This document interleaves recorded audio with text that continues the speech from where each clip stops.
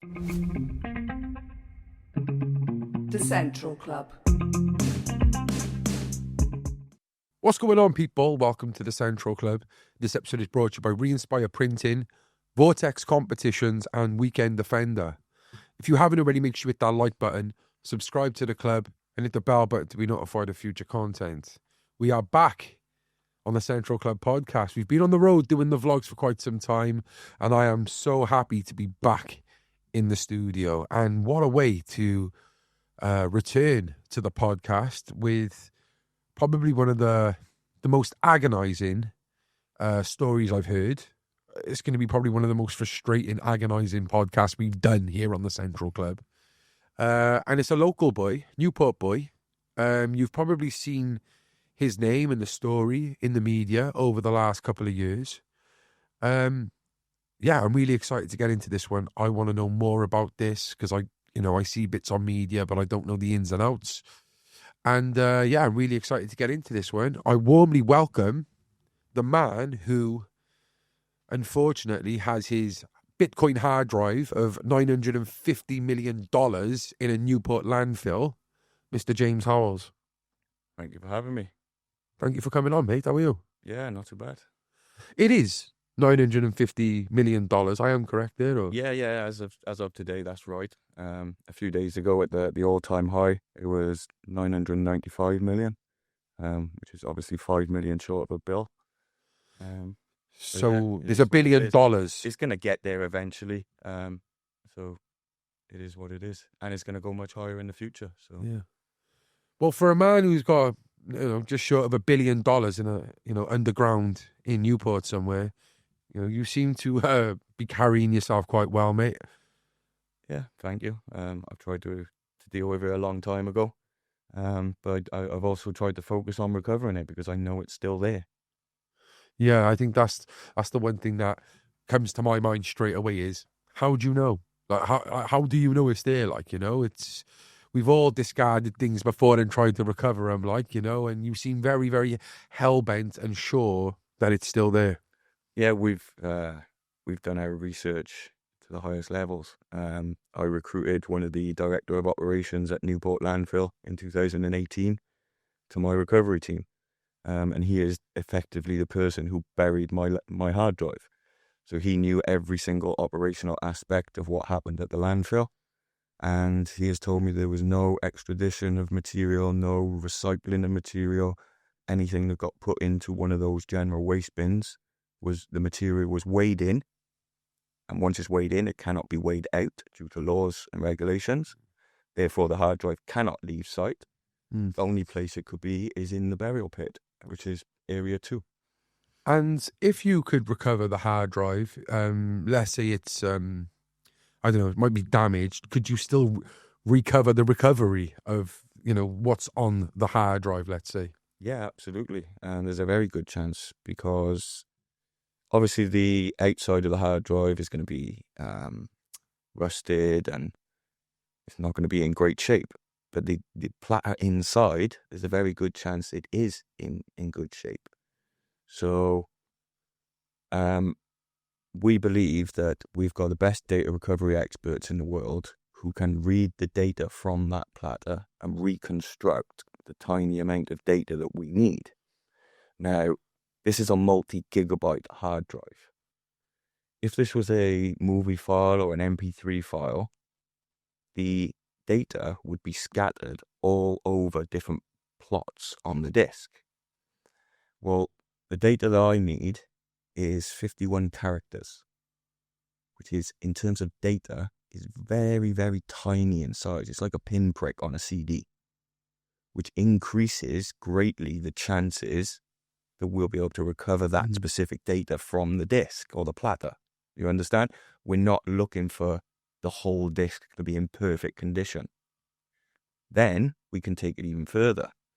So if, for example, there was only a fraction of data that we had the first half of that 51 digit key, we could then use technology to brute force the remaining characters. Wow.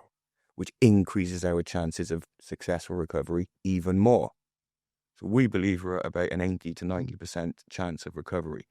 The only personal worry in my situation from me is if the hard drive has been bathed in like a battery acid or something like that. If there's a car battery leaking directly onto the top of the hard drive, it's probably not going to happen. But how many car batteries were thrown into landfills back? Not many, because they all get recycled. Yeah. And just listening to this, mate, like, I can only resort back to things I've lost in my head, in the past. Nothing on the scale of what you have. But as that negative connotation, it must have crept in your head. That doubt of like, yeah, no, there's no way it's there. Is that crept in? No, it's there. And at the end of the day, there's only a certain amount of waste material on that plot of land. Okay? They can only put up to a certain amount by the law of their own sort of regulations and their own permit. So it's not going to increase in size forever, which means there's a needle in a haystack, and that haystack's not getting bigger. But the value of the needle is constantly. And it's not just getting big, more valuable by a little bit, it's getting valuable by a lot. We're at $1 billion today. It's going to be 6 or 7 in the future. Are you really telling me Newport Council can leave $6 or $7 billion in the ground? Where's the I don't even think, you look at Newport. I love the city of Newport. I absolutely love it. But it can't leave $1 billion in the ground. We've just been to Pilgwetley, the decay that's going on in that place. And we will dive into all this, and we'll get deeper into the things you've done and the things you've offered. But I think we do need to go back, mate. We need to go back. I think for the people who don't really know about crypto and Bitcoin, first of all, how did you get into this, and when, and what is Bitcoin, James? Well, Bitcoin is a peer-to-peer electronic cash system. It was launched in early 2009 by an anonymous person called Satoshi Nakamoto. He posted to the online forums that he had created this software, and there was a white paper that went with it. It was kind of like a README instruction book of how to sort of get this up and running and what it was based on and how it worked. So at the time in 2008, when I actually found Bitcoin, the financial crisis was going on at the time. And it was all over the media that, the world's collapsing and banks might be going bankrupt and etc. And I didn't technically believe what was going on. I didn't believe what the mainstream media was telling us. You've already been red-pilled, yeah? Yeah. So I'm a tech guy anyway, not a finance guy. So I went online and went to the financial forums to find out exactly what was going on from the insiders, the people who worked at these banks and these institutions, etc. They know what's going on, so let's go and see. And it wasn't as pretty as the news was making out to be, let's put it that way. While I was browsing these forums, I came across a post from an anonymous person which said, visit this website, SourceForce.com, peer-to-peer electronic cash. That piqued my interest, peer-to-peer. Well, I'd been involved in peer-to-peer file sharing back in the late 90s, early 2000s with a program called Napster. And what is peer-to-peer? Peer-to-peer is when your computer directly connects to another person's computer in order to exchange information. Great. So you don't go through your ISP, your internet provider. You do, but the data goes direct. Okay. It's a peer-to-peer connection, and you can have multiple peers. So you can be connected to multiple people at the same time. It's a way of doing decentralization. So you decentralize the main server in a way. Got you. So I got involved in Bitcoin as soon as I seen peer-to-peer electronic cash, because I had a history of being involved with Napster. And I knew that Napster, the network, couldn't be shut down. But Napster, the company, could be. So if that principle, say, applied to Bitcoin, then there was no centralized company, so there was nothing to shut down. But there was a peer-to-peer electronic cash network that only had 4 people on it at the time. It was very, very young. 4 people on Bitcoin when you looked into it. And when I joined, I was the 5th person, because I basically looked at how many nodes I could connect with other users, and there were only 4 on the network. Wow. And what many people don't know is I actually jotted down those IP addresses of those 4 nodes, because I'm a technical network engineer, I work in computers and data centers anyway. So I'd performed a full sort of trace route IP analysis of those 4 addresses. I was the 5th. So back then, the whole Bitcoin network was very sort of, I wouldn't say clunky, but it was very new. There were no services, there were no blockchain explorers, there were no wallets, there were no companies, there were nothing in the Bitcoin ecosystem. You search Google for Bitcoin, nothing came back, only the download link that had been put up, and that was on the SourceForge website. And those 4 who were involved, were any of them anyone notable, or were they just 4 random guys? At the time, it was just 4 random people. There was Satoshi, people who launched the software. It turns out later on there was a guy called Howells. I believe there was a guy based in the US called Andrew. And there was another UK guy, Mike Hearn. So there was 4 people that I know of who were involved back then, and then I joined in February 15th, 2009 is when I first mined my coins. When you speak to anyone about Bitcoin, they say it's about like if you was in it on the early stages, you're loaded sort of thing. So would that be the case for those 4 there? They're probably sitting pretty somewhere. Possibly, but a lot of people have used Bitcoin along the way because it was a different situation back then. It was just an experiment. It was just play around to see if this would work. Would this take off? Everybody, in the back of everybody's mind, well, it's certainly in my mind, it was kind of, if this takes off, this is going to be bigger than Apple, Google, Microsoft all put together. But it was never a sure thing. It always had to gain followers and gain users over time.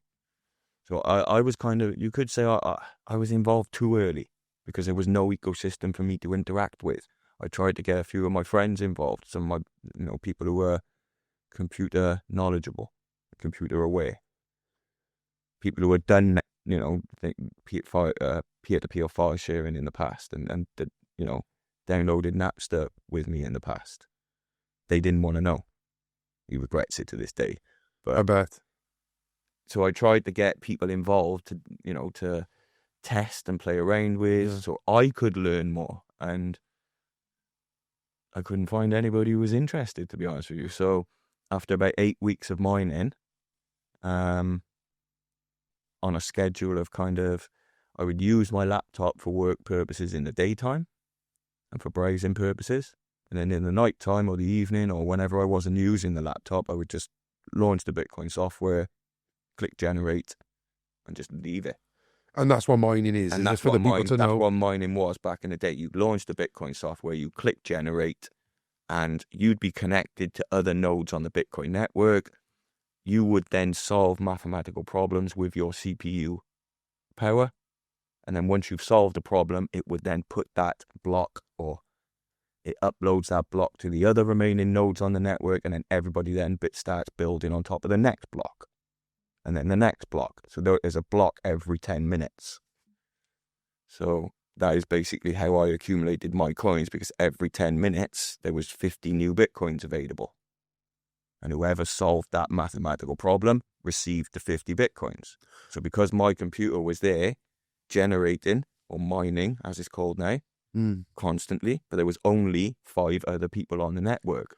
So out of those 5 people, it would be one of us who gets the 50 Bitcoin rewards. But you're doing it together, and the next time but then a week or 2 later, it wouldn't just be the 5 of us. There would be 12 or 20. And then the next week it'd be 30 and 60. Do you understand? There was more people joining the network all the time. Yeah. So that lottery, your chance of winning the next batch of 50 got smaller and smaller as more and more people joined. But the reward of the coin would get bigger. The amount of coins would get bigger because there's more of you doing it. No, the reward would stay the same as 50 Bitcoins per block. Okay. And the distribution schedule for Bitcoin is it halves every 4 years. Okay. So for the first 4 years of Bitcoin's existence, 50 Bitcoins per block. After that, there's something called the halving event. So it's 25 per block, 12.5. All the way down, we're at 3.6 something right now. I was going to say, it's like is 3 still Bitcoin per block right now, compared to 50 back in the day. Yeah, because And also you need an entire data center in order to be able to mine Bitcoin as opposed to a laptop. wow, yeah. So it's really it's taking a world of its own. Yeah. But people have said, yeah, because my understanding was like you can't really you can't really mine Bitcoin anymore. The only way you can accumulate Bitcoin is if you purchase a coin off someone, or half a coin, or whatever. It's half true. Yeah, there are opportunities, but mining these days is all about cheap electricity.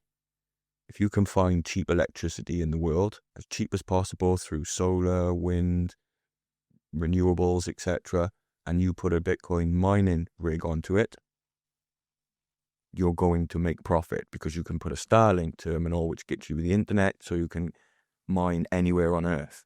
There are oil rigs that used to flare gas, methane gas, into the atmosphere. Today, they redirect that gas, generate electricity, and put a Bitcoin miner on the end of it. Now, if you've got 100 rigs, we've got people like Shell doing that. Really? Yes. This is what they are. Yes.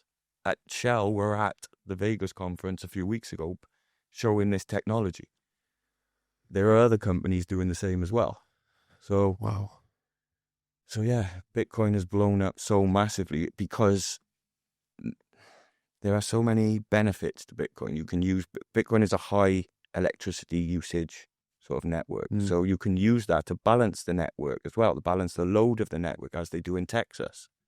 They used to have a lot of dropouts of electricity. And what was like the cause of you mining these blocks? Like what is it gaining? I don't understand that. So every time I'd be mining and every time my laptop or my node successfully found a block, yeah, I would receive 50 Bitcoins.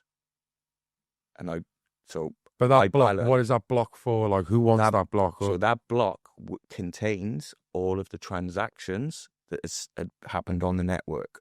So if Hal Finney had sent Satoshi some coins, that transaction details would be located inside the block. So then they're rubber stamped into the blockchain, which then can be referred to throughout history. There's always a record of that transaction taking place. Now, back in the early days of Bitcoin, when there was only a few of us, there were hardly any transactions per block. They were all empty blocks, effectively.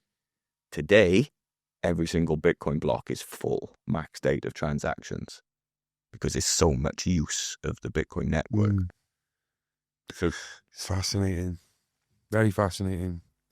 And you accumulated 8,000 coins by 2009, very early on. Yeah, I was only generating and mining coins for about 10 weeks. So February, March, April 2009. I kind of, the way I term it is, Satoshi was the architect building the house, and I was just the apprentice helping dig in the foundations. Yeah. But I was there digging the foundations. Where was everybody else? You know? Yeah. So that's and what happened next? Like from what you're saying, you should be James Howell, Bitcoin, fucking, well, the mayor of Newport, like.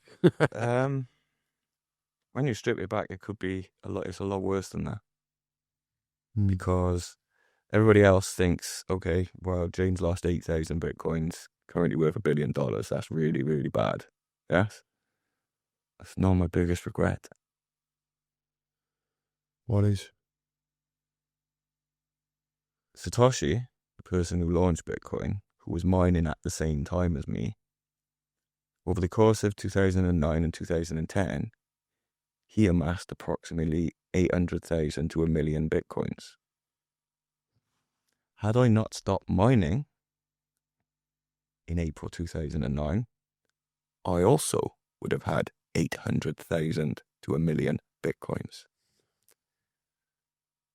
Satoshi's stash is currently valued at about $75 billion. Wow. So if you want to ask me about regrets, am I regretful about throwing a hard drive away? No. No.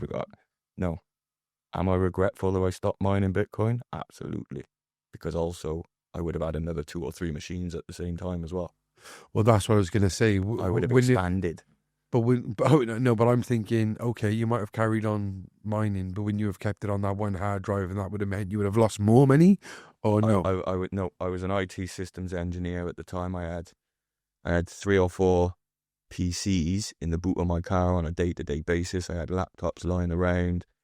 I could have easily fired them all up, downloaded Bitcoin, run the software, and I would have been, multi-billionaire, Elon Musk level. But that didn't happen because Bitcoin wasn't as big as it is today. And all you had to do back then was literally just download a piece of software, fire it up, launch a wallet, and click generate. So you wasn't even putting money into it. You was putting your time and effort in. No. And the electricity that I used was no more than it would take to send a couple of emails, or if you was on your laptop all night. Wow. Like the whole 8,000 coins were probably mined with like £20 worth of electricity. Whereas to do the same thing today, it probably cost you. I wouldn't even like to estimate. Satoshi, what did he do? Did he sell Bitcoin, or is he a somebody like, or no? No, he's an anonymous person, disappeared from the crypto community. Did you ever speak to him? He's never spent any one of his coins. Some early coins were spent as a test transaction to Howells. And that's publicly known about, but he's never been known to have sold any of the coins that he mined. But it's also never been confirmed which coins are Satoshis or not, because it's anonymous. We don't know that his coins are these ones or those coins. People just assume. So there is a chance that he could be out there enjoying his coins. I hope he is. Wow. In the Bitcoin world then, are you known, for what's happened and for being one of the early ones, would you say? I'd say my story is pretty much ingrained in every crypto person's mind.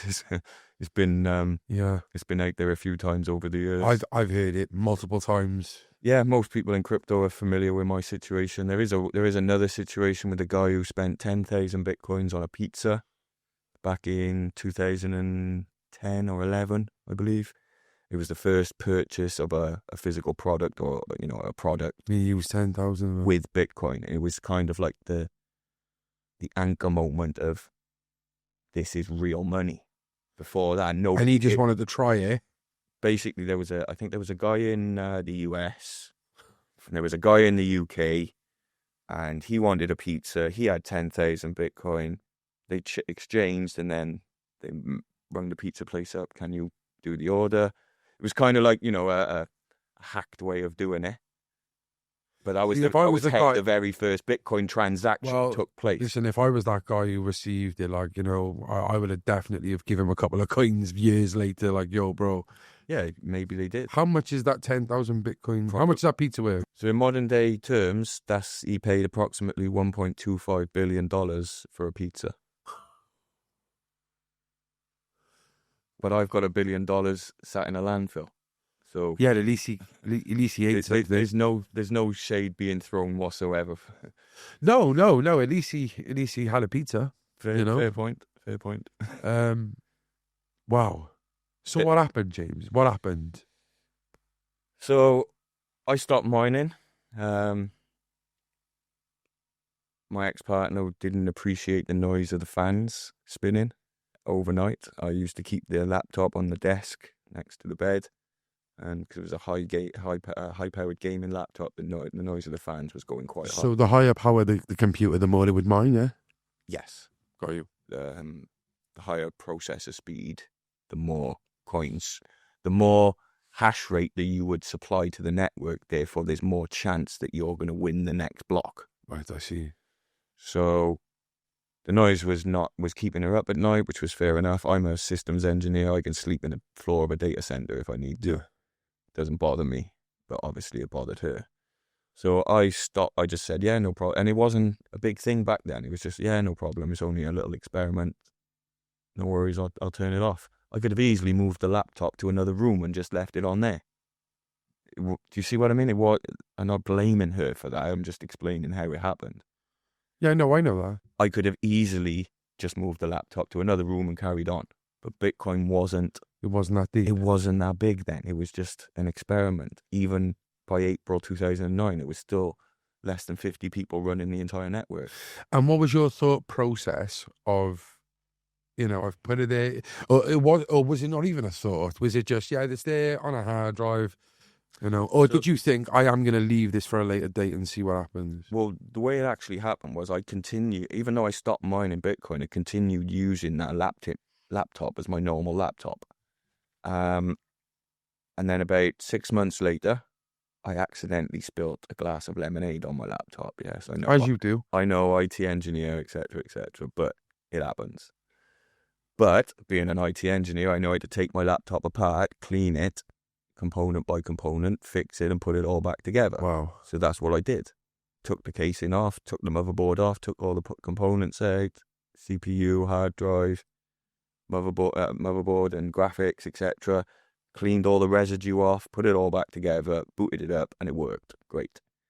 But every so often, it would freeze, and I'd have to restart. And whatever I was in the middle of doing, I'd just lose everything.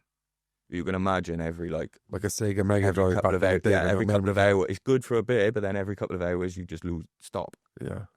God. Sometimes you don't even want to do the work because of that. So at that time, it was like, right, I can't deal with this no more. I fix computers on a daily basis. When I come home from work, the last thing I want to do is be messing around with my own computer. So I'm getting rid of this. What I'm going to do is I'm going to strip it all apart, sell the components individually on eBay. So I'll get a little bit of money back. So that's what I did. But I'll keep the hard drive and put it in my drawer because it's got all my data on it. It's got all my pictures, movies. Bitcoin. CVs, Bitcoin wallet file. But it wasn't kept specifically for the Bitcoin wallet file. It was kept as it's got all my other stuff as well. And it was just put in the drawer. Yeah. Over the course of sort of 2030, 2010, 11, 12, other things got put into that drawer. I used to work from home. So I used to be based at home, and I used to go out to emergency service, ambulance, fire, police, all their data control systems, all their communication systems. I used to go out and fix those systems in their local data centers. So it's kind of a call-out type job. Whenever everything falls apart, James, get here quickly.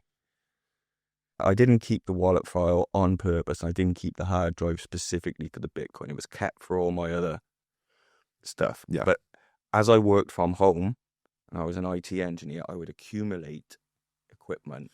I can imagine what your gaff looks like. You've got laptops stacked up and hard drives. And broken equipment from jobs that I brought I imagine, back. Yeah. So that would pile up and pile up. So every couple of months, I would do a clear out. I'd grab a bag from downstairs and I'd be like, I don't need that. That's broke. Don't need that. That's rubbish. eBay. Yeah, exactly. You get it. So that's what I did. In the drawer that I pulled out, there were 2 hard drives that were identical looking. So a laptop hard drive it's got a black back, it's got a silver front casing, and it's got a white label. All of them pretty much look. That's what's inside of back that. then they did. Yeah. They all looked the same. The only way you'd be able to tell the difference is if you looked at it and read the writing on the white paper, which would tell you the gigabyte size, the model, the make, etc. That's the only way you could visually tell. So I went in the drawer, picked out the hard drive, thought it was the one.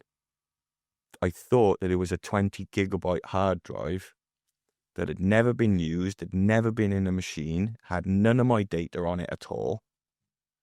And because it was only a 20 gigabyte hard drive, we were already using standard 1 terabyte hard drives at the time, yeah. So there was no, it's pointless. There's no point keeping this 20 gig. It's just wasting space. So that'll go in the bin.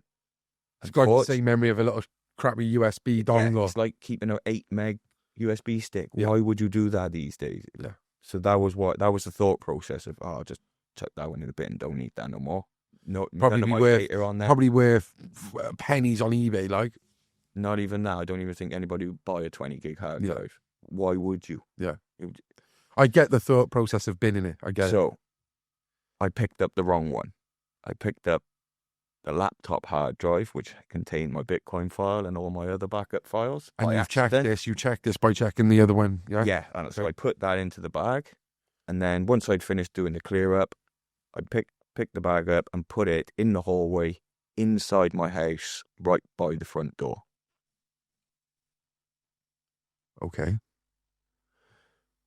Well, okay.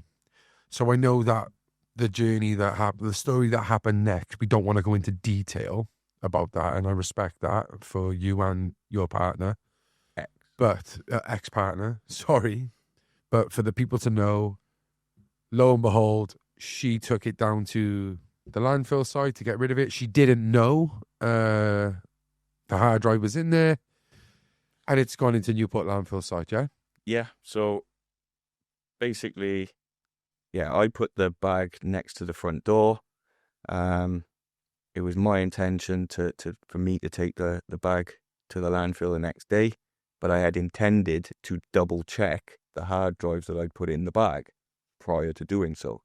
So I was going to put my hand into the bag, fish out the hard drive, read the writing on the casing. So in the night, it was when you you that was when I put my when head you put your head on a pillow, you thought, I'm going to shit. double check. Yeah, Got you. I woke up in the morning and I didn't get that chance to double check because she had already taken it to the landfill. And she done that with good intention. And she thought she was doing me a favour. Yeah. There was no malice in it. There was no intention to like... Because I have heard stories, not from you, of course, but over the years, the guy's missus chucked this fucking thing in a fit of rage and all this type of stuff. Have you heard those stories, though? There was I haven't, no, to be honest. No, well, I've literally got told that. That is not true whatsoever. She was 99 times out of 100, she was doing me a favour. Yeah. I would have said, thanks, babe. Just this one time, it had my Bitcoin $950, which wasn't her fault.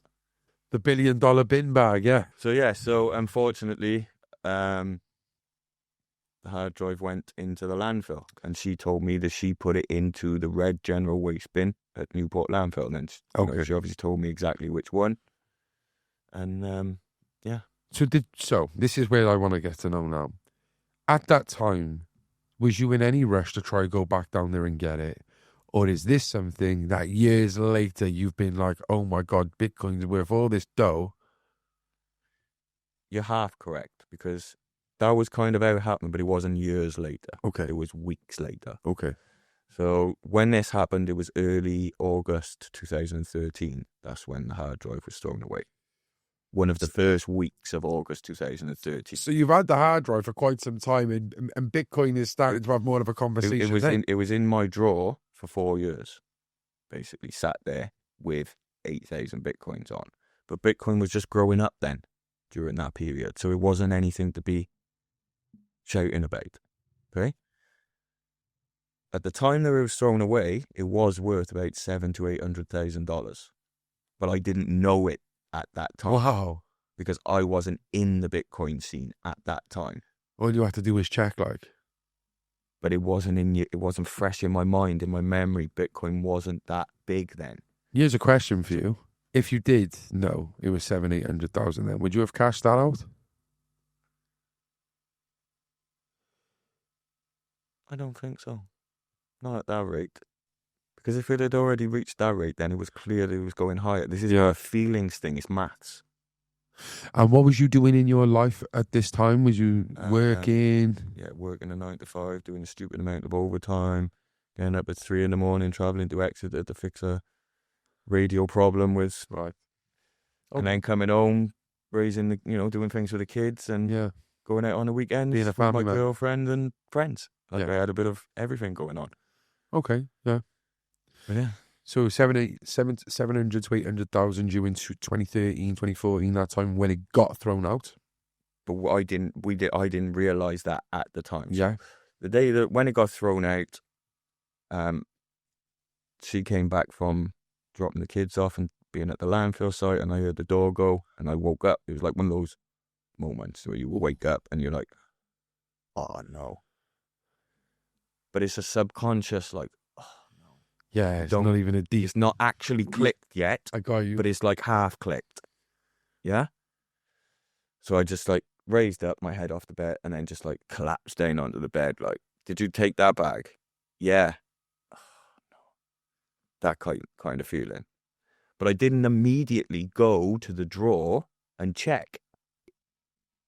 I just didn't. It was only a few weeks later that happened. So early October, I was sat on my computer desk,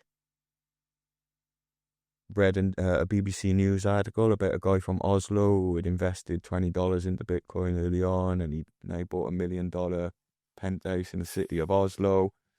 And this was the BBC News. It was one of the first articles about Bitcoin on BBC's, BBC. yeah, right? yeah. So imagine me, I helped start Bitcoin, and then I'm seeing Bitcoin on BBC. It's like, what the hell? Yeah. This ain't no forum or... It all clicked in those few seconds, right? So I pushed my chair back, went to the drawer, pulled it out. Shit.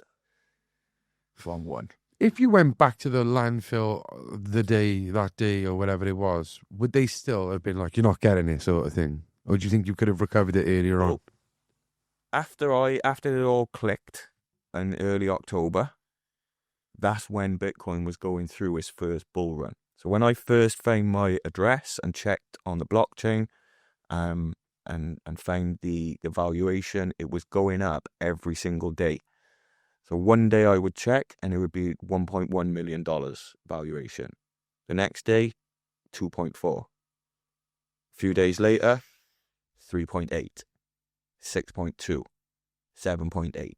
And we got all the way up to $9.9 million. Right? So that was throughout October and early November. And at that time, I hadn't even told my girlfriend. I hadn't updated or let her know what had happened. For like about 5-6 weeks, I was kind of like I wasn't dealing with her. I was more like deer in headlights. Was you upset? I didn't know what to do. Like, Did you feel like wanting to tell her, like, babe? Yeah, but it kept going up and up. I was like, should I tell her now, or should I wait for it to go a bit more to realise the impact of what this is? Yeah. Yeah, I get it. So I get it, eventually I just pulled her and I was like, babe, remember that bag you took to the landfill for me a few weeks ago? She's like, yeah. It's like, well, then I had one of my hard drives in. It's like, do you remember I used to mine Bitcoin on my laptop with the fans going a few years ago? Yeah. Well, the coins I created when I was doing that were on that hard drive, and they're now worth $10 million. What'd she say? She's like, get out my face, you're on a laugh, you're joking. You winding me up type thing. I was like, no, serious. Come upstairs and I will show you on the computer the valuation of those coins, and the private key or the password, the long password to spend them was on that hard drive. And the first thing she said then was, well, you better get down the landfill then. Of course. This private key, it's not something you'd memorize or anything. Have you ever imagined it in your head what it could be? You've never tried it. It's too long. It's the equivalent of a when Microsoft Office key on the bottom of a laptop, for example. If you had 2 or 3 of those together in a row. Oh, so triple them, like, yeah? That's the equivalent. That's the type of key that I need. X1, Z4, 2, 6. You know, you can memorize it, but I mean, who the hell would have memorized a private key back in 2009? It was just, that's not even plausible to think. Yeah. So she said, get down to the landfill. Yeah, she said, but you better get down to the landfill and see what you can do. So I did. Jumped in the car. It was late October, last week of October, I think. November, sorry, when that happened, when I first went to the landfill. And when I got there, I went to the head office. They got like porta cabins. Went in and asked to speak to who was in charge. And there was a guy called Gwyn Jones. And he basically says, yeah, how can I help you? I was like, about 6 weeks ago, there was a bag thrown out, black bag with a computer hard drive in it.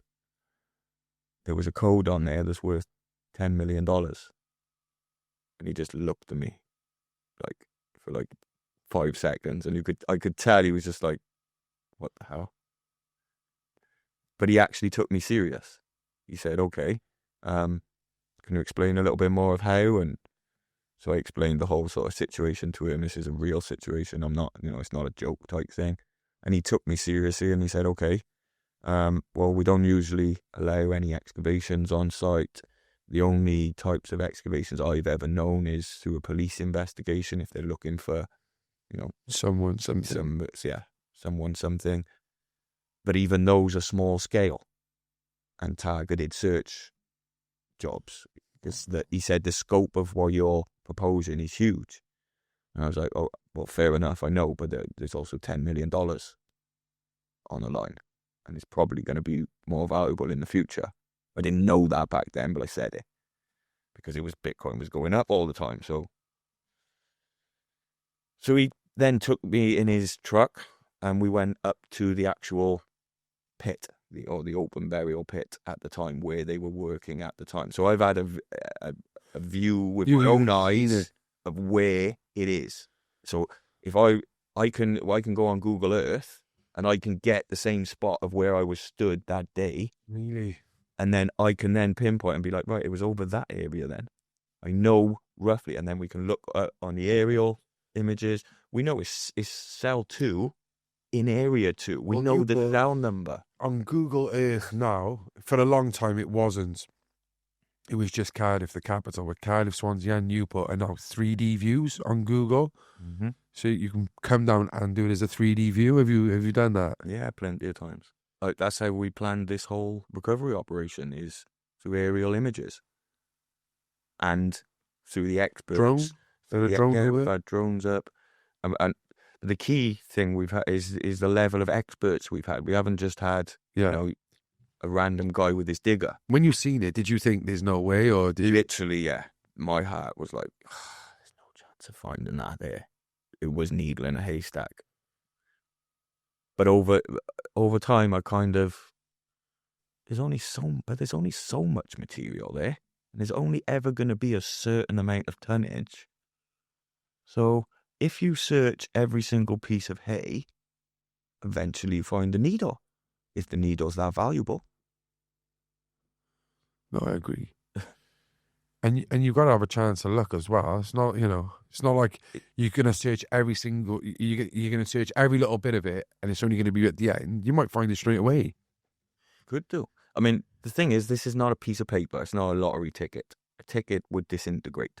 A hard drive doesn't disintegrate. And I think those old, like you said, those old laptop ones, they are quite robust as well, really. They're not it wasn't in a laptop. It was loose on its own. No, of course. Was buried into the ground with other material protecting and supporting. It wasn't just on its own being crushed or, Well, it's not like you chucked the hard drive in the landfill. Yeah, it wasn't a bag with other stuff. Smashed in. So it was in a bag with everything else that went into the general waste bin, which then got buried.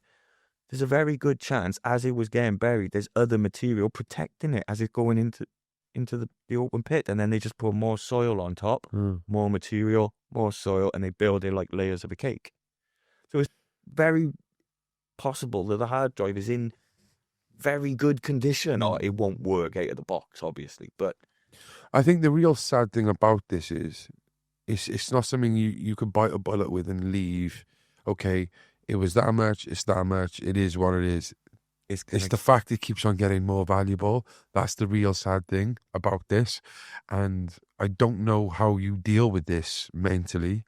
But stuff like this could be the death of you, mate. Like, I mean that in the most I dealt with it in those 6 weeks where I hadn't told anybody. When Bitcoin was going through its first bull run, I said to myself, this is never going to go away. This problem, this situation, whatever you want to call it, with my hard drive in there, it is never going to go away. Because Bitcoin is always going to go up in value because they keep printing fiat money out of thin air to keep society going. Yeah. If they don't print money out of thin air, society will collapse.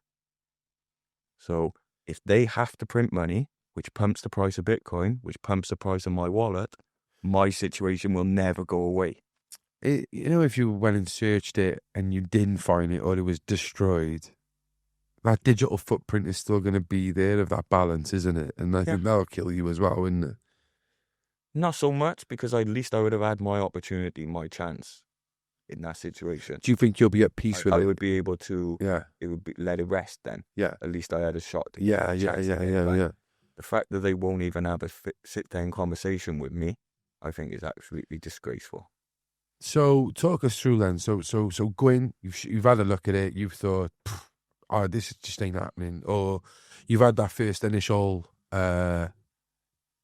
opinion on it. You know, the emotions must be running through your mind. Like, what happened next, mate? What was the next step? Basically, Gwyn explained that it's difficult to do an excavation in any area, but it can be done. It has been done in certain, but I can't give you permission in any. I can just give you the information and talk to you about it. This is going to be, if you want anything like this to take place, you're going to have to go and speak to councillors and the leader of the council, because that's their level of, sign off type thing. I just run the place, he says. Yeah. So I left, and he was great. Honestly. Yeah, big up to Gwyn. He gave me a lot of information. He's still on my recovery team now, so he wants to help. He retired from Newport Council in 2018. Yeah, and first thing I did was, do you want to come on my recovery team, because he's got a load of, and he said, yeah, invaluable knowledge. Yeah, so a guy who was actually running this landfill, the guy who buried my hard drive, is now sort of chief expert of my recovery team. So, and it's funny that, while he worked for Newport City Council, they made him say things like, "Oh, it's not possible. It's impossible to do." And then as soon as he's retired from Newport Council and he's allowed to speak freely, he's like, "Well, actually, it is possible if we can do this, this, and this. I'm not guaranteeing anything." Yeah. Well, I wanted to know, what has he said man to man to you? Has he said, "Yo, James, give it a rest," or has he given you that hope? He is the one person who on my team who brings me back down, right? So he is always the one that, James, you're going to need a lot of luck as well. He's realistic, but the key thing he always says, there is still a very good chance that it could be in good condition. So the fact that he says that means that not everything that goes to that landfill gets smashed to bits. So Newport Council then, what? So where did it lead you? So after I left the landfill site, I went to my first stop was my personal local council, not my personal, but my local council of your jurisdiction, area. Yeah. Your constituent. A guy called Ken Critchley. He's no longer with us. He was a long-term. Okay. Rest in peace. Member of Parliament, member of the local Senate. council. It's kind of his career job. So I give him a call and I explained the whole situation to him. There's a hard drive in Newport landfill with $10 million on it. I think the sad thing about this as well is a lot of elderly, the elder generation, they're not going to take shit serious about digital money called Bitcoin.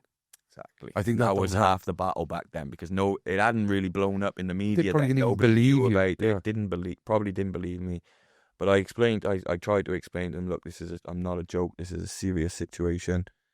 There's a hard drive with $10 million on in Newport landfill. He was like, "All right, okay. Let me have a chat to some of the people over the next week or so in Newport Council, and I'll get back to you." Never spoke to him again. Didn't get back to me.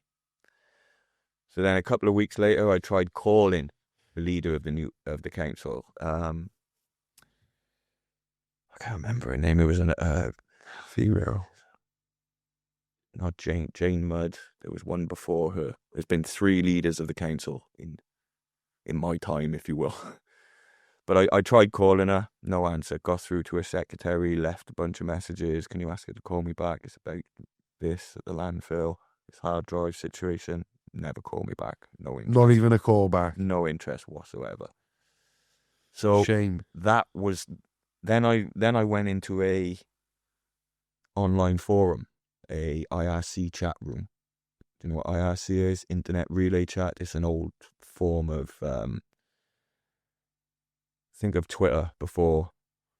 Okay. Back in the old days of the internet, the 90s. So IRC is one of the very first chat programs. It's where all the eggheads would go. The people you want answers from, that's where you would go. So there's a Bitcoin community on IRC. So I went there and said, look, guys, this is this situation has happened with my coins. I got 8,000 bitcoins, hard drive in Newport landfill. So the last type of person I expected to be in that chat group was a reporter or any media or anything. So I didn't go to the media. I went to a technical group to ask a question. Yeah. Inside that chat group was a Guardian media reporter. Well, they're not daft, are they? They know that's where they're going to get. So they were obviously lurking around in the background. And then the next day, I had a call on my work mobile. God knows where he got that number from. Saying, "Are you James? We've come across a story about 8,000 Bitcoin in a hard drive in a Newport landfill. Is this true?" And I was like, yeah, yes. Yeah. And basically said, can I come and meet you? And we're sending a photographer around. I did the first interview with him, and then within sort of an hour, it was BBC, Sky News with a helicopter outside above the landfill. Shut up. A full news crew. I was doing radio. What year was this? This was November 2013. This was when it first went viral, if you will. When it first that was when it was $10 million on a hard drive in a landfill. So yeah, and that's when it blew up. And I've been trying to get it back ever since. Did you think when the Sky News and all that came about in the helicopter, did you think they're gonna help me? They're gonna Yeah, to be honest with you, I thought, well, this is bringing attention to the city. We can use this for the benefit of the city. I knew at that point that because it had been thrown out, it was going to take a considerable amount of effort to get it back. So I was never going to walk away with 100%. I was always going to have to. Yeah, of course. Yeah. So I've always been fine with that. But 900, it's like 0% of nothing is nothing. You was willing to get whatever. Back then, I was willing to 10 million. I'll give 5 mil. Yeah. Type thing. Yeah, but they would never even have that conversation. We didn't even get to that. So you've never conversed with council or not at that. No, never been able to have a one-to-one sit down with them and say, "Look, this is the situation. I'm willing to do this. What do we need to do to make it happen?" So whatever you need. Who have they spoken to? How do you know they don't want to do this? Well, after the first round of viral media, Newport City Council at the time still didn't respond to me, even though I was still trying. But they did respond to the press inquiries. Oh, of course they would, yeah. With a bog standard reply, which they've used ever since. We cannot allow anyone onto this site because of our permits and the laws and the regulations and blah blah blah. So if it was Jimmy Savile's hard drive, it's just a bog standard media reply that they give and they've enhanced that reply over the years to tick every box as the times have moved on. It is just still a bog standard council reply. Yeah, it doesn't go into details of it can't be done because of this and this. And who runs the council now? Do you know the person? A guy called Dimitri Batroni is the current leader of Newport Council. It used to be a lady called Jane Mudd.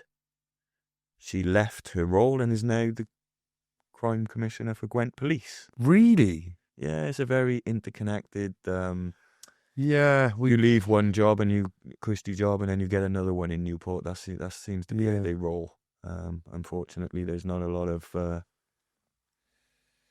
democracy going on there, I don't think. As the times have gone on, has this affected personal relationships and stuff like that? Yeah, definitely. Obviously, I mean, I've changed as a person because of it. I used to be a lot different, I think, but I'm also a lot more determined now as well. Changed in what way? Good, bad?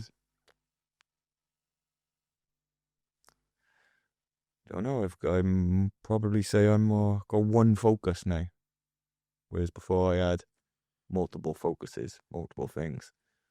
Yeah, it has took over your life, like you said. You'll never. Yeah, it's good in some ways, it's bad in some ways, but it was a change. Is what I'm trying to say.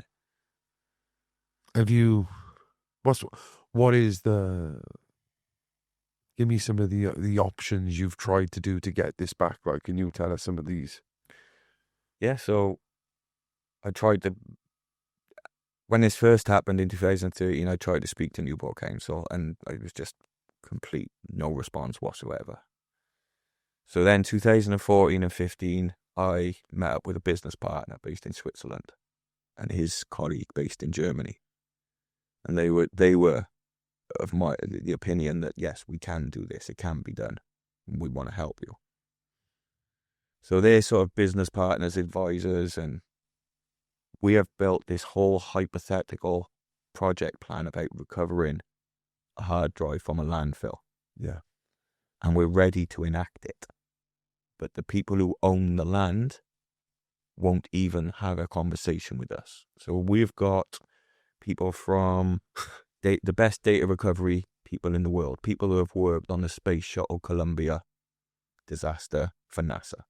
So the space shuttle crashed, it landed in a lake bed, and the same company who recovered the data from there is on my recovery team. So it's not just, a random guy saying, yeah, this can be done. This is a high-level data recovery team with proven experience. We've got FLI Group. They're a UK-based landfill remediation team. They've excavated at least 4 to 5 landfills in the UK that I know about, and probably more. And this is just the ones where I've got full detail reports. To recover items? No, to clean the land. So they did Merthyr landfill, Merthyr Tydfil. That was a £5.8 million contract. They cleaned, so they've worked with our environment agency as well. They know all the rules and regulations. They also did a £10 million contract for Liverpool City Council, Liverpool Festival Gardens landfill, which is the comparison I use to it's very similar in size, scope and scale to Newport landfill. Is Newport a big one, or? Newport and Liverpool Gardens, they're about the same. It's the same job, effectively. So what I want them to do at Newport, they've done elsewhere before. Multiple times.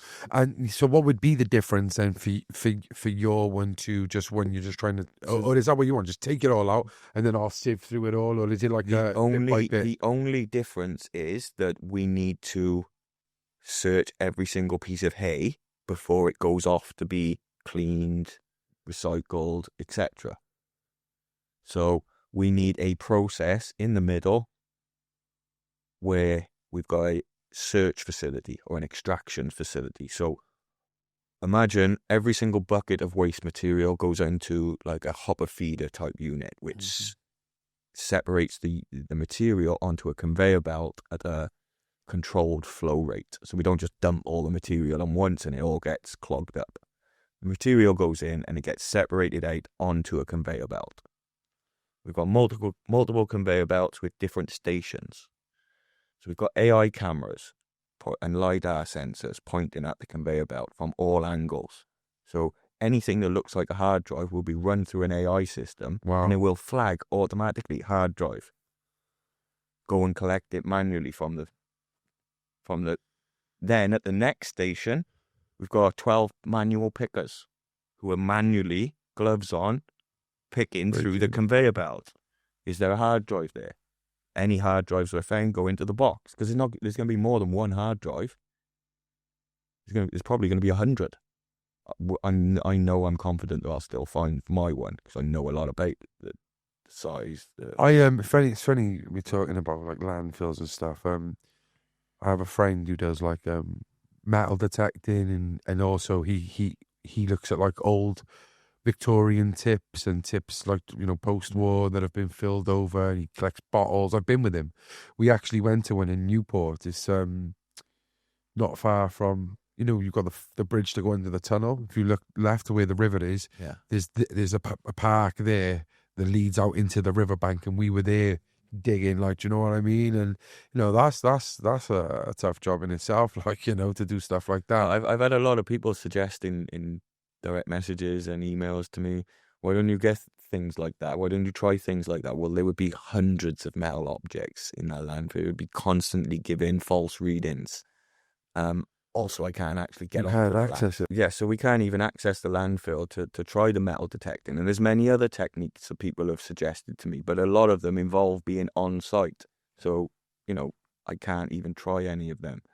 But I mean, overall, I believe I've built a reasonable recovery team that includes remediation specialists, environmental controls specialists, and data recovery experts. The whole team is what you would need to do this job to the highest of standards. If the government themselves wanted to reclaim a landfill site, these are the people they would go to get to do it. So I've got the best of the best. So they can't say it's just you and your amateurish bunch. Yeah. I've got the best people possible on board, and they still wouldn't listen to us. James, this is obviously going to be a lot of money to do this. You speak about like AI machines, conveyor belts, high professionals. Is this at the moment, because they say, is this like a hypothetical thing that you said to them? Like, I can get this and this happen. And obviously, the money to get this, have you got the funds to do this? Or is this promised money if the thing is recovered? And if it isn't recovered, what do you do then? So for the budget for the excavation and the whole plan that I've wanted to enact over the last 10 years, I have found investors who are willing to put in £10 million in exchange for a percentage of the coins on the hard drive. So they would be taking the risk. They would put the money on They've the already said that, yeah? front. And if we are successful in recovering, then they would be entitled to a certain percentage. Yeah. Now, I've agreed to that private deal with them. Yeah. Unfortunately, so that funding has been there, sitting there, waiting, ready to go for 10 years. Wow. It hasn't been sat in my bank account waiting to go. It's a green light ready. Because no investor will give you 10 million without the insurances that you're going to actually be able to use it for said purposes. Of course. Because Newport Council have been that block. Yeah. Well, do you see where I'm cutting? So you've had people willing to do this, whether you find it or not. That's the risk they've taken. That Good risk people. would be on the investors' shoulders, not Newport Council. So, and we would use that £10 million to pay all of our recovery team members for their expertise. Plus, they would also get a share of the rewards. No. The whole excavation project would be paid for from the investor budget. Yeah, that's great. But what I'm saying is Newport Council ain't losing anything for that. You're paying for all those roles. But what you actually have said to Newport Council as well is, though, you have offered them something as well, haven't you? And is it? Do you think it's a fact of a matter of the thinking? Well, yeah, they can pay for all this and get it all done for us, but it's a ball ache, and if you don't find it, it's not worth anything. Do you think it's that because I think that's really bad if that's the case. They should be willing to give it you a risk or not. There is a massive bonus. It's a very uneducated opinion they have. I think they're and the worst thing is for me is if they just had a conversation with me for an hour, they would learn all the details, the ins and outs, and then it wouldn't. Well, they're not experts in this, are they? So they won't even have a conversation to learn about things. Have you got they any? Will happily make it up rather than learn. Have you got any counsellors on side? Have you got any people in the community? Like if I was from Newport and I heard this, I'd be rallying behind you. Like there's a potential here for millions of pounds investment into our city through James, and we're helping a community figure like James anyway. I would be behind you, mate. Have you got any of that or? There's every time I speak to somebody about this, like I was at the chip shop yesterday, the girls were saying, what's happening with your Bitcoin situation? It's crazy, they won't do anything. I can't believe it. Everybody has the same opinion, but nobody can do anything about it. Maybe we need to start protesting, bro. Mate, I don't know. Let's do it, bro. Look, what have they got to lose? I've never gone down that route. I've always gone down that I'd much rather do this. But you've tried in a friendly manner. You've tried. So I tried everything I could to put cherries on top of the cake for Newport City Council. I offered them 10% of the coins that we recover. Yeah. As a reward. Which would be in a sense that, whenever treasure is found on a piece of land these days, if you find a hoard of Roman gold coins, I think there's like a 10 to 15% fee that is automatically paid to the landowner. Yeah. So my thought process was, well, okay, I'll give you a similar sort of arrangement, and I'll offer to you that without you having to demand it. Yeah. In court, which came later on, that was described as an attempted bribe. You are joking, mate. Nope. They So they can tax you. Their case, Technically, they can tax you. Stood up in court and said James attempted to bribe Newport City Council by offering them a share of the rewards. Apparently, that was a bribe. No, I just want to give back to my city. And a sign of appreciation. In my opinion, a bribe is something that's done behind the scenes, behind closed doors, in the shadow. Brown envelope.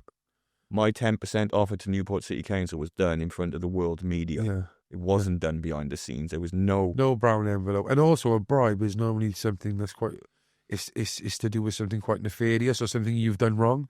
You've done nothing wrong. You're not trying to clean your name or something. You're trying to recover something that is yours, that was put there on accident, you know? And they don't see it that way. So yeah, I tried every cherry on top of the cake for literally 10 years to engage in a friendly manner with Newport Council, and they didn't want to know. So the next step was legal action. So I found a legal team. We had a KC, 2 barristers, a solicitor, and a full back team staff. Yeah. Probably about 10 people, 10 Wow. top-end lawyers and legal professionals. And we created a 300-page document which detailed our whole project plan, everything covered. They're not even looking at T, it, are they, mate? I bet they haven't even looked at every it. T crossed, every I dotted, right? So we submitted that to the court, and so I was taking Newport Council to court, and the idea was that allow us access, James should be allowed access to the land. Please can you facilitate this? If not, then Newport City Council should pay the value of the property, which was 495 million at the time. And although it was kind of like, yeah, I was suing Newport Council. But you probably don't even want to million, but that wasn't the intention. That was the threat in the background that either deal with this and have a normal conversation with, or I do have a right to legal. Yeah. That was how I was like approaching. So they'd rather risk Newport Council, dishing out all that money, which is going to affect the people at Newport who are already suffering. Even before I started this, I knew Newport Council didn't have 495 million to pay me out, even if I won. Yeah. So I wasn't going for that. That wasn't the purpose. The intention was to get access to the landfill through the courts, or so the court could direct Newport Council to mediate over the issue or be reasonable. Instead, I submitted my case to the High Court. Newport City Council then submitted a what's known as a counter application to throw out my case. So I wanted to go to court for a full trial, and they applied to throw my case out before it even got to trial. The judge scheduled a 1-day hearing, which took place over 3 hours in Cardiff City Centre, and the case was thrown out a few weeks later by email. Newport Council had won. By email? By email. Couldn't even have... There's obviously something gone on behind the scenes. Didn't even have the guts to do it to my face. And through that hearing, I wasn't even allowed to say one word. There's British justice for you. So then... Fucking hell, mate, honestly. So then, I completed a 150-page document with all my appeal, my reasons for appeal. And I went to the High Court in London, the Court of Appeal in London. Submitted everything on time. Everything came back. Yeah, the judge is looking through this case and the previous case documents. No case for appeal thrown out. By email. Again, couldn't even do it to my face, even though I'd requested. I would go to London. Yeah. Can you just give me the verdict in person? Really, I just wanted it like 5 minutes to try and put my case forward. I'd appreciate 5 minutes. That's all. I truly think didn't even get that. So they swept it under the carpet. Yeah, I truly think that they just think this is unrealistic, waste of time, waste of our time, and like it's like, look, I get it. There's who's making the decision. There's always someone above that needs to tick off that. But whoever it is sat there, right, like surely you would want to give you that opportunity, mate. Well, a couple of years ago, when I did there's a YouTube video with Richard Hammond and all of my recovery team members.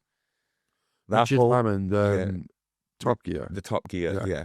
So he came down to see me, and he basically heard the same story you have so far, and he said, I'm going to try and make this happen. I'm going to try and help you out here. Let's do a video. We'll introduce all your recovery team members so that the council can see that you've got a genuine team behind you.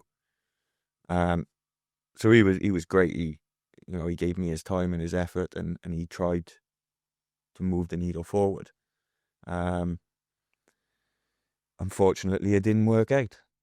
Newport Council didn't even want to speak to Richard Hammond over this issue when he tried to take my case forward. And he was there saying, look, we're going to do a documentary. We'll film this whole process. We're going to make Newport look great. We'll put it on Amazon. Didn't want to know.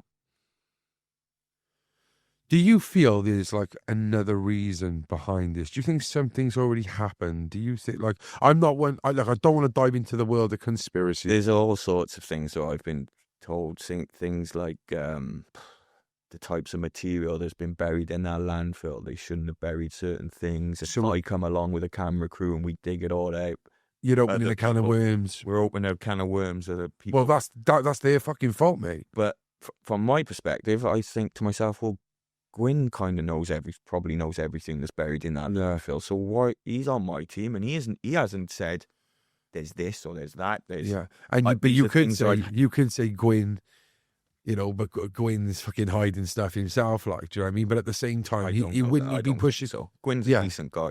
Yeah, and I think Gwyn would also sabotage whatever you're doing if that was the case. He wouldn't be pushing. If there was a showstopper that he knew about, he'd say to me, James, there's this, and this, and I don't think it can be done. But he hasn't said that. And I've asked him, I said, Gwyn, I know you're not as optimistic as me, but why? What is your overall genuine opinion? Yeah, why? And is it just because of the likability, or is it... No, because he knows a landfill inside out, and I don't.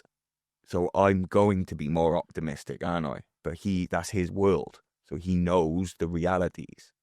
So it's a good way, because it brings me back down to reality then. Okay, right, we've got to do this, and that to work around the issues. Yeah. So one of the other reasons there might be, like you said, there's always a hierarchy to things. There's always a layer cake, as they say. I actually believe it's out of Newport City Council's hands now. I believe it's above their heads. I believe it's the British establishment now. Because in my opinion, the British establishment is anti-Bitcoin. Their actions over the last 5 to 10 years have been anti-Bitcoin completely.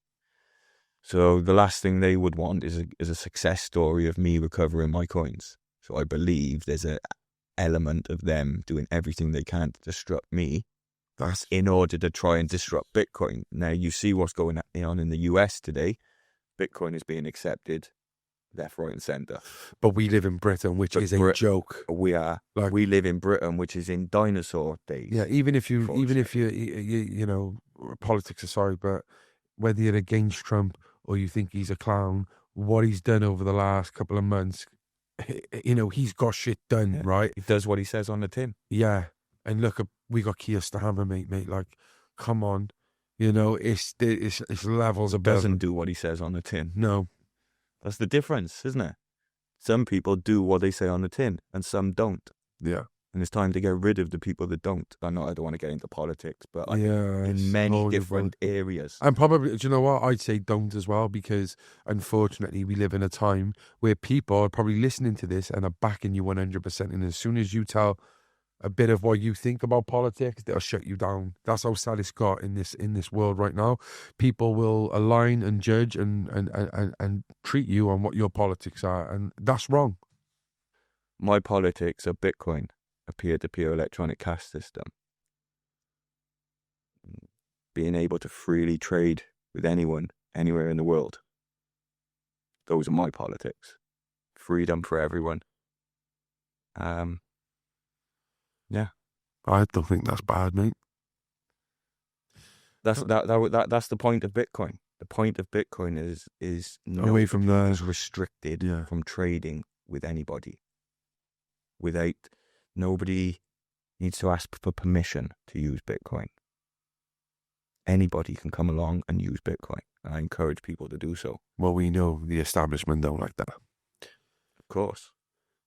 It takes control away from them. The more people that are using Bitcoin and not using their money and their monetary system. Their monetary system is called the pound, dollar, and euro. Fiat money. They print it out of thin air like toilet paper. And everybody who has gone out to work and has saved their money has their money stolen from them through inflation.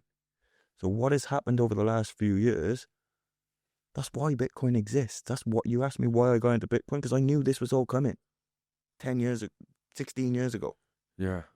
It was obvious. Now, but isn't it funny that the government, the machine you've tried to get away from and is now holding you ransom? Yeah, I get it.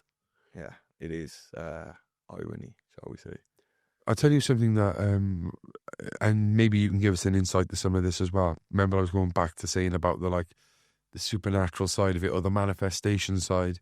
Mate, I've spoken to you a couple of times. I asked you if you come on the podcast about a year ago, I think it was, and you said, "Look, I'm not really, I'm trying to focus my strategy elsewhere." And when I heard you say that, it made me think how serious you are about this as well. Like that, you wouldn't just jump on a podcast and. Well, I was going through the legal case at the time. Well, there we are. So I didn't want to jump on a podcast at the time and respectfully, compromise myself. Not that I've got anything to compromise because I've been honest. You didn't want to give but I didn't want to give them an opportunity. Yeah, you didn't. I could be on here saying something like the hard drive was accidentally thrown away by so and so, and then they use that against me later on. It's like, really? Yeah, because they do things like that. Of course they do. So. But what I'm trying to get at, long-windedly, is that we spoke once then, and then we hadn't spoke. And the reason why I've messaged you again more recently is because I had a message. Now, we always get messages of because I've got a social media platform, podcast, I'll always get a random message of people, I'll make reels for you, or I'll do this for you, or I'll get your SEO up and whatever else. I had a message of a supernatural person saying a big paragraph, 2 paragraphs, and he was saying, "Please help me. I need to get hold of James Howell. I know how to get his hard drive. I know where it is. I know how to locate it." And I was like, "James Howell, I know that guy's name." And I realized it was you. And I was like, "Why are you messaging me?" And he was like, "I see that you're friends with him on Instagram." To me, that is crazy. That is fanatical. But it also shows the level and the magnitude of what's going on. So do you get this often off people? Hundreds. In every single DM message, Facebook, Instagram, Twitter, everything. There's more supernatural people in this world than there are normal humans, according to my DMs. But I'm not writing anybody off either, because I'm not being disrespectful to anybody. But any of the suggestions that have been put to me by these people, any of these different methods are not useful to me because I can't get onto the place where. So even if you can pinpoint the exact spot, depth, that's what people have done. That's what people have told me. I've got no way of verifying. Have you ever had a supernatural person tell you? But a lot of these people ask me for further information. Oh, can you tell us your kids' names and your dogs' names and your mother's maiden name? And well, then it's just a data mining operation to me, and I just exit the chat. Yeah. And you're not getting anything out of me. Goodbye. Have you ever had, though? Me thinking you might be a bit, that's a bit out there in your suggestion, saying you're a supernatural, and I can. Cause I get messages from people saying, I can tell you the exact spot of the hard drive. I can get it back for you by magic. You can't expect me to believe all that crap, mate. Do you know what I'm saying? Well, I think the Because same then way you think that, though. Because then you would get someone's hopes up then, wouldn't you? No, but you know the same way So- you look at how so mad that is. My head, wait 1 second. My head is, if you can do it then. Then come to me and we'll make a deal. But you know the way that you look at these as ludicrous, like, and this is crazy. I guarantee you, Newport City Council, the courts, the justice look at you the same. Probably. But you turned that wrong, because I don't look at these people crazy. No, but That's not that's not what I meant. What I meant was, I've got no way of verifying what they're saying is true or not. But even if it is, I can't get onto the landfill to even test your theory. Well, same way, I think. They can't prove your theory. But they can, because I can show you the blockchain. No, but what I'm saying is, I think the same way the council, they probably think it's too much of a big job. And how do we know it's in here? Like, how do we know his missus dropped the bag off? That's what I think. But I just Density, yeah. And that's probably a hard pill to swallow as well, bro, because it's hard for me just talking to you, bro, honestly. All these supernatural messages or whatever, has any of them ever told you it's gone, or have they all been positive? Most of them are wanting a reply for me to engage with them. Yes, so they're all positive. We can do this, we can do that. You don't even need access to the landfill. We can get it back magically. And mate, honestly, there's all sorts of messages, and I don't go back at them and say this is crazy and stay away from it. I just politely try and say, look, sorry, but even if that was possible, I can't get in there anyway to test and try. So what do you want me to do? But have you ever had someone say, listen, you're not getting it? Have you ever had a supernatural person say that? Loads of people, not supernatural. I don't think any of the supernatural, but I've had other people say, no, but that's not my point. What I'm saying is, I've never had someone say I've had a mystical feeling, a power from God, and they said you're not getting it. Yeah, that's what I was trying to get at. Because what I'm saying is, well, that's a positive thing, mate, really. Yeah, loads of people say you're not getting it. I can say you're not getting it. But although these people might have these, quite out there viewpoints, every single one of them has been positive, bro. It's been about how they can get it back. It's still there. You've never had one. Mate, I've been invited to temples in India, to places in Peru. From here to Timbuktu, I'm telling you, there is people out there saying, yeah, we can get it back. We don't have access. Maybe follow one of them, bro. You're not. Listen, they're not. It's not going to levitate out of the landfill. But you go into one of these places might open a door. It's made to sound like that will happen. No, but it may open a door. That to not believe so much. But the butterfly effect, whatever you want to call it, when we know the karma and things like that. What are you put in, you get out. Maybe just open the door to one of them, and you never know. You might get a councillor say, "I'm going to allow you on my land." You never know. Do you? And it seems like you've been open to a lot of stuff, and one thing I will give you credit for is everything you have tried to do has been evidence-based, the correct way. By the book, yeah. By the book. Because there was no other way. There was no other way of doing it. It was so public. There's no other way of doing this except for doing it properly. If you dig up the landfill, you get your recovery team in. What would happen to the excess dig? Would you bury that in the same slot, or you'd have to move that somewhere else? No. So there's an incinerator in Cardiff, a material incinerator. So all the material we'd take the material out, we'd sift through it, we'd find all the hard drives. After that, it would go on its normal trajectory as it would in a normal landfill reclamation project. So a large portion, like 30 to 40%, could be recycled, we estimate. There's going to be a large portion of dirt and earth, which is another 30 to 40%. That's going to need to be cleaned. We can rebury that on site. And then there's going to be other materials which we can extract from the landfill, such as there's going to be a lot of gold, silver, valuable materials, copper. All of that can be retrieved. Now, if I was going to do that in conjunction with Newport Council, they still owned the land, we would have cleaned it all up, and all that expensive material. When we sold all the plastic bottles, back into the council, they get the money because it's not my property. That isn't, so it'd still be theirs. we found X amount of bits of gold, earrings, and melted it all down. That would be theirs. So you've tried to buy the land, that didn't work. Have you tried to buy the land? No. Yes, so that's the So last you've tried stage. different, yeah. What is the last stage you've done then? So up until now, we've tried building a professional recovery team. We've tried legal action, and none of those have worked. So then I went away to a Bitcoin conference at the end of May this year, and I announced there that I was going to tokenize a portion of my hard drive coins. So there's 8,000 coins, and the plan was to tokenize a small portion, 21%, and it's effectively the same as listing a company on the stock exchange via an IPO. But I was going to do it via a crypto version to a NFT, a token.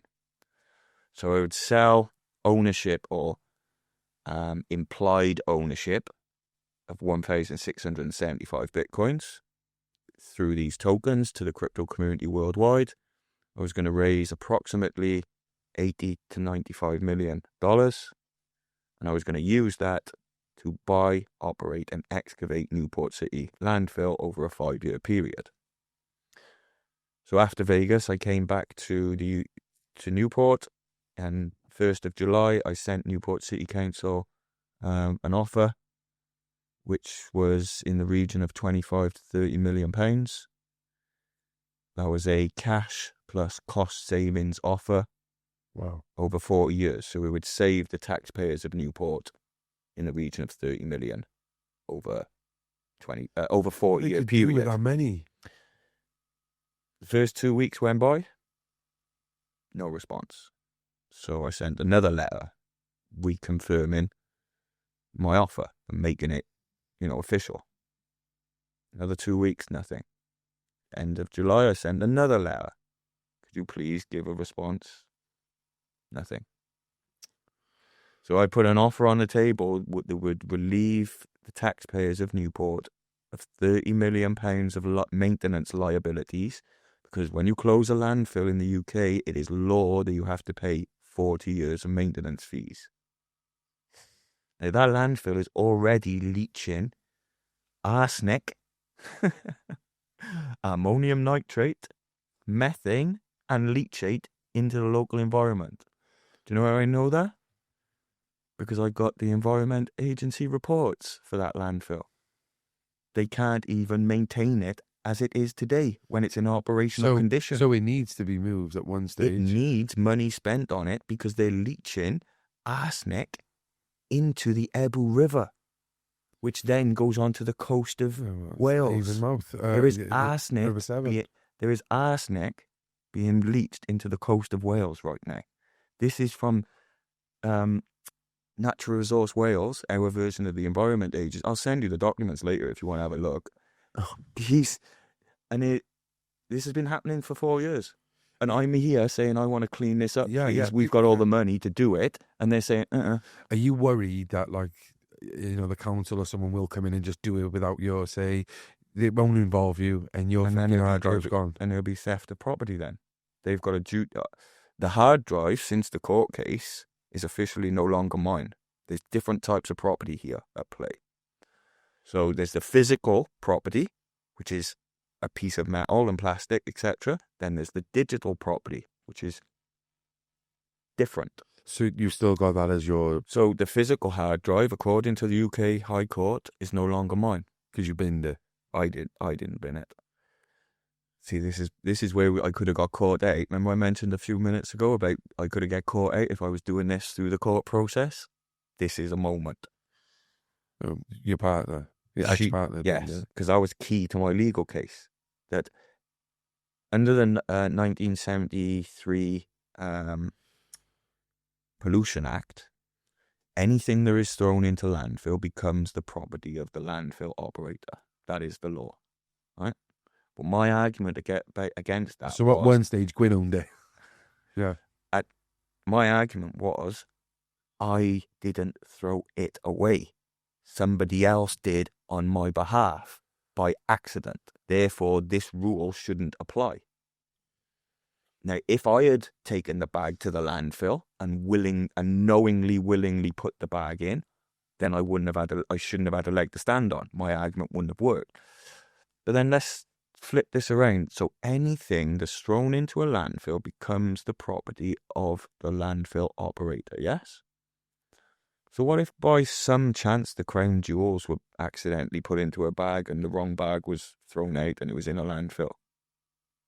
Do you think that rule would still apply? No, of course it wouldn't. So why doesn't it apply to me? Because you're not a fucking royal, mate. Because there's two-tier You're- system yeah, in this of course country. it is. That's why. And there's been 2 tiers in this country Of course. since forever. Yeah. But my What point, it my has point shown- stands. What it has shown is how ridiculous British law is Yeah. in some of these aspects. Like you said about the where you've got to pay the maintenance tax or whatever it is for the landfill. It is Well, ridiculous. that's Newport Council's responsibility. They've got to now pay 40 years.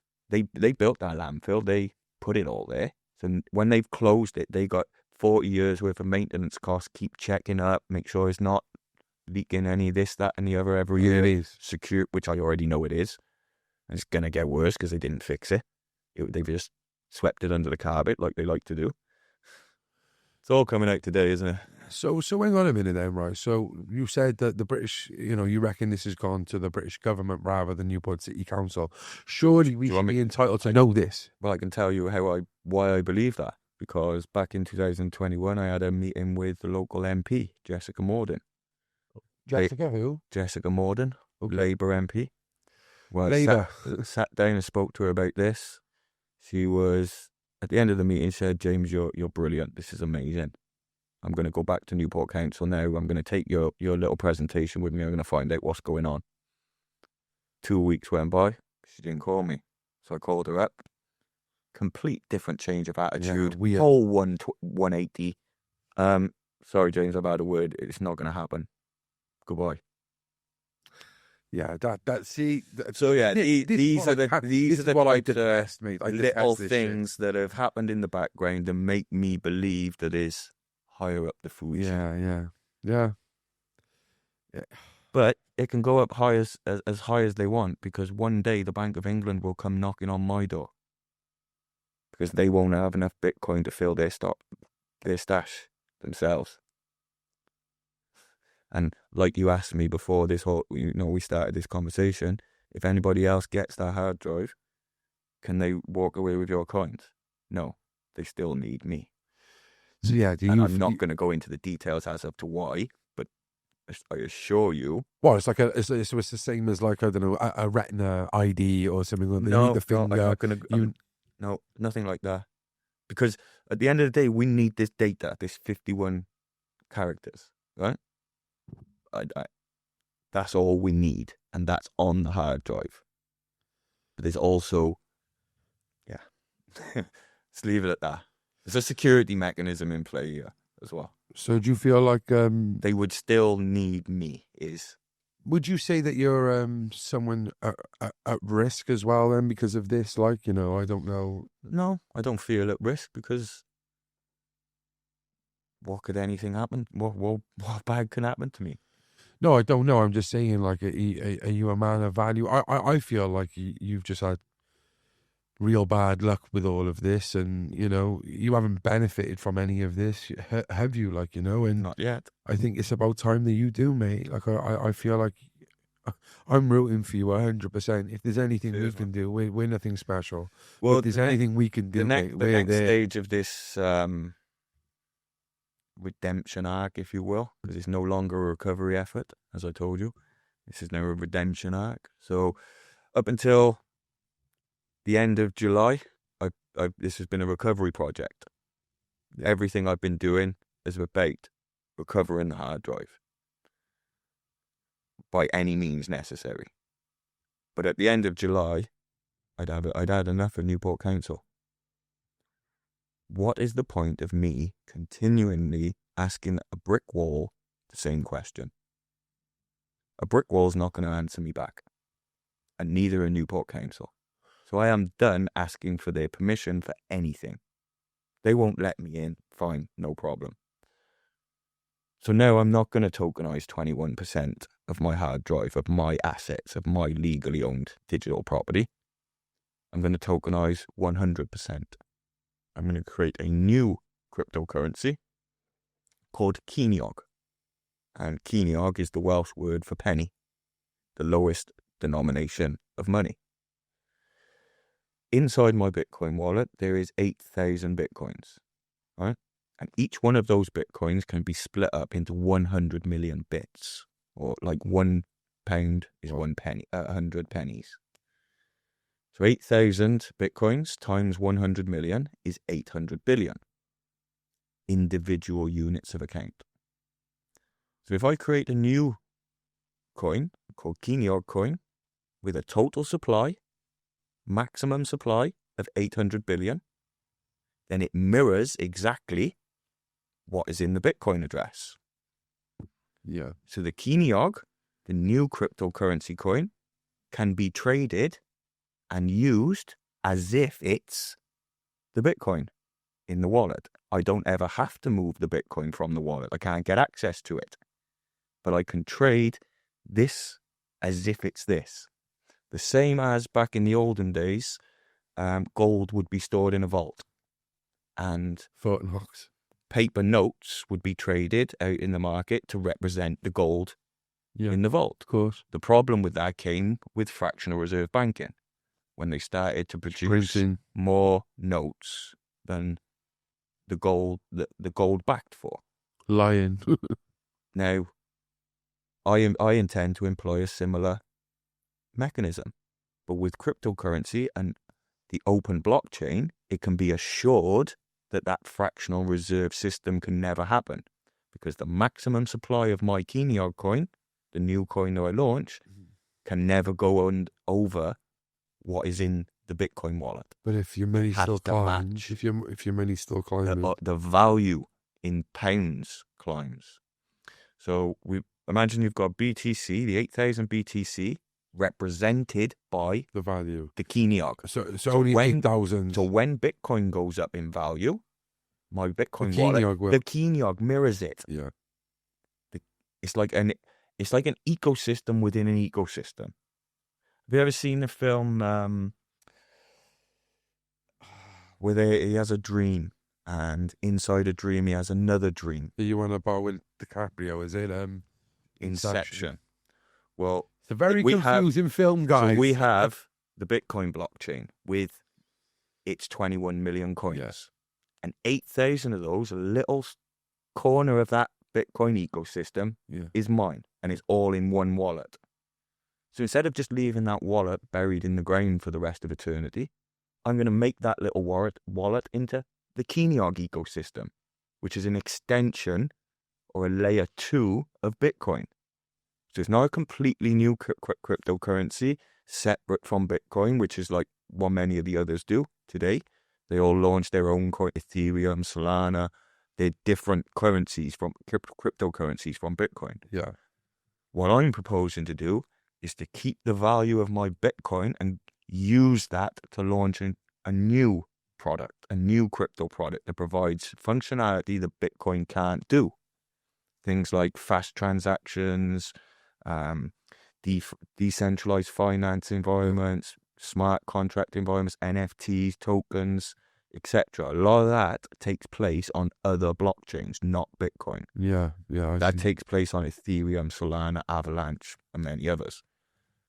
Well, a lot of that is going to be worth trillions of dollars in the future, all of that smart contract, decentralized finance. And at the moment, it's going to be happening away from Bitcoin. Well, I'm going to create a platform that brings a lot of that activity back to Bitcoin. Why? Because there's $2.4 trillion worth of value on Bitcoin. Not talking about billions anymore, we're talking about trillions. So Bitcoin needs a decentralized finance environment. Wall Street and institutions want it. That's why they're all pumping the price of Ethereum right now. But all the value, the main value, is on Bitcoin. So why not bring that functionality back to Bitcoin? So that's why I'm going to use my wallet in order to back the launch of a new Kenog ecosystem. So they can block the gates, but they can't block the blockchain. I'll route around them. They can stop me getting access to my hard drive, but I still own that digital property because I created it, which means I can use it as backing for something else. James, this has been really, really fascinating. It's opened my eyes a lot. My emotions, mate. I feel your pain to an extent. Of course, I can't exactly replicate it, but mate, like, I wish you all the best with this. I would love to support you in any way, shape, or form. Newport Council should hang their heads in shame. Personally, I think. If anyone from Newport Council is watching this, the city's a mess anyway, like, never mind the landfill situation. But really, like, take a look at this and help, you know?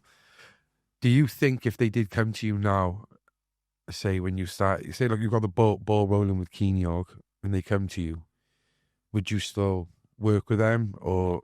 There's a very short window they've got. And the reason why is once I launch Kenog with those 8,000... You can't lie to those people. Once I launch Kenog with those 8,000 coins back in Kenog, the landfill technically turns into a vault for me.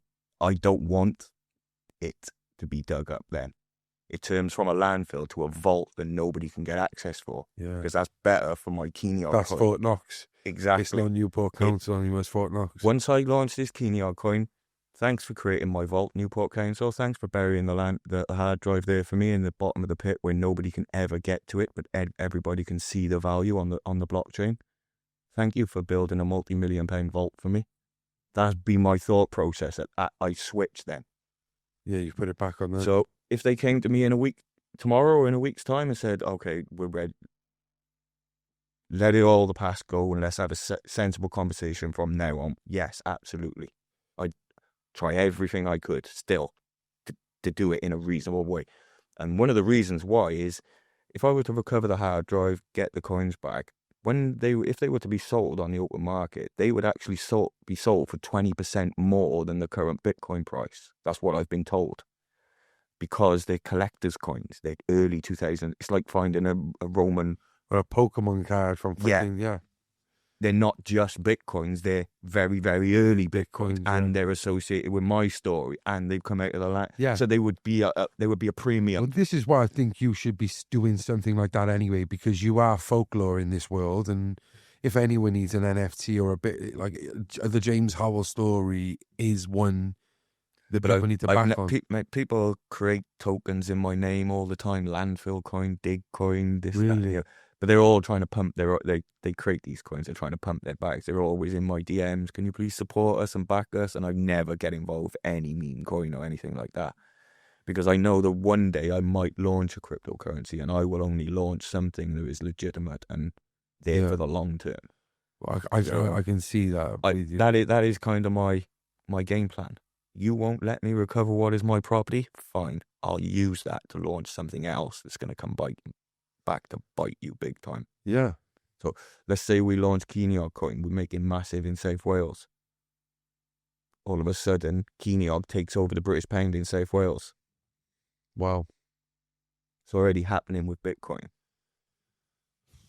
James, we are going to have a little walk around in Newport in the upcoming days. We'll mix a bit of it in here and do some more, but this ain't the last time we'll see you. No worries. Thank you for coming. I'll be having a launch event for once the Kenog ecosystem is up and running, so I'll definitely invite you along. Oh, we would love to be there, mate. We would absolutely love it, mate. Honestly, if there's one valuable lesson you've learned from all of this, if there's anyone watching that they could take from your journey, whether that's a mental challenge or just something you've learned, maybe down the camera, if you could see us out in the last minute, bro. Never give up. It's as simple as that. Never give up. Until next time, guys, please subscribe to the club, support James Howell, and stay central. The Central Club.